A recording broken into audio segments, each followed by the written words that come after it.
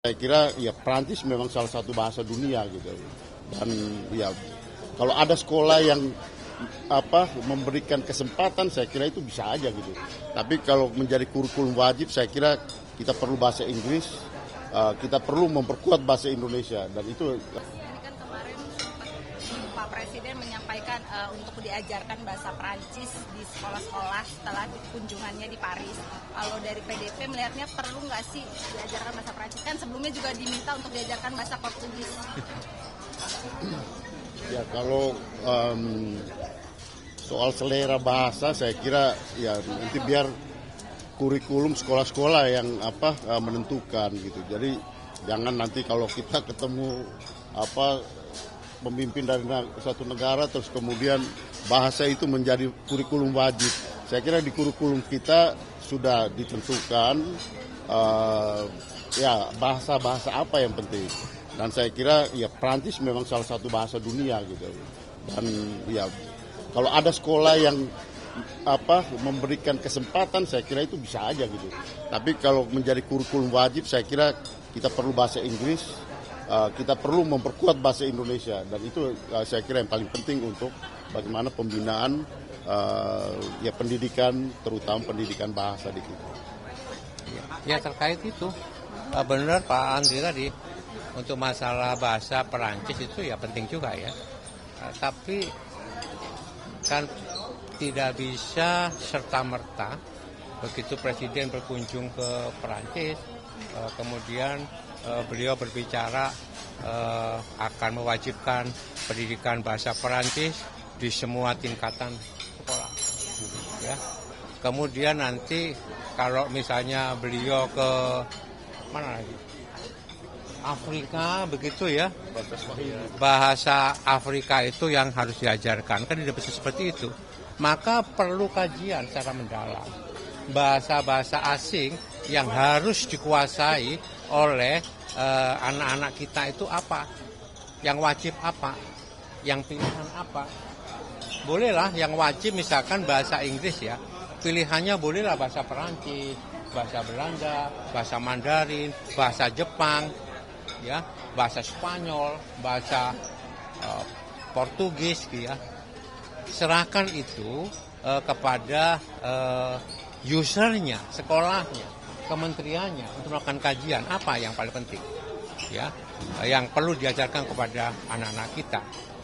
Kita harus juga merubah pola supaya semuanya itu tidak langsung turun dari atas. Bahwa ini kan juga harus didengarkan.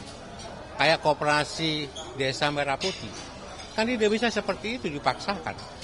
Karena koperasi itu tumbuh dari bawah, dari anggota, bukan dari atas. Maka daripada itu, ya, agak aneh misalkan kalau koperasi ini dari atas dan kemudian daerah-daerah ini wajib untuk membangun gerai-gerai koperasi Merah Putih.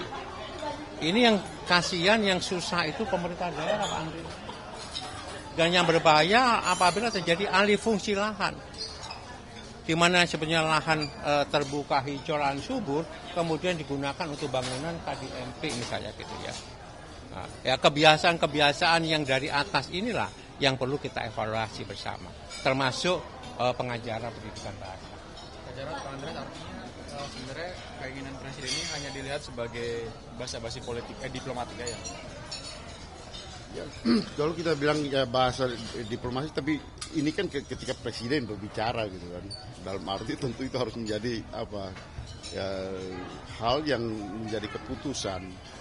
Oleh karena itu saya kira bahwa bahasa Prancis itu penting, bahasa Prancis itu adalah salah satu bahasa dunia, iya. Tetapi ya kurikulum pendidikan di kita selama ini kan sudah kita tetapkan bahwa bahasa Inggris adalah salah satu bahasa wajib yang menjadi bahasa yang perlu dipelajari anak-anak. Silakan bahwa bahasa Prancis sebagai bahasa pilihan, ya oke, bisa aja bahasa Mandarin, bahasa Jepang mungkin dan bahasa-bahasa yang lain gitu. Nah itu menjadi kurikulum tambahan untuk anak-anak sekolah. Pak, kemarin BPIP mengundang Ibu Megawati untuk hadir dalam upaya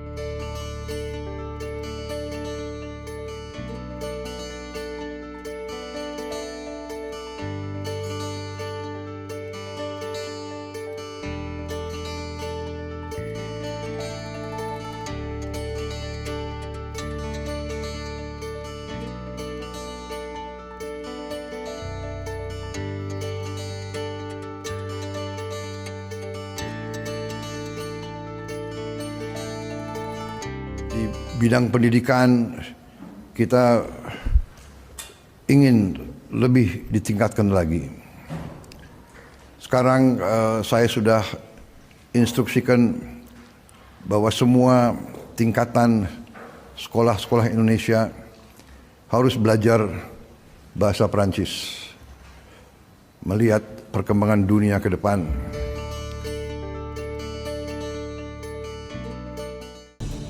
Menemani pagi Anda dengan informasi terbaru.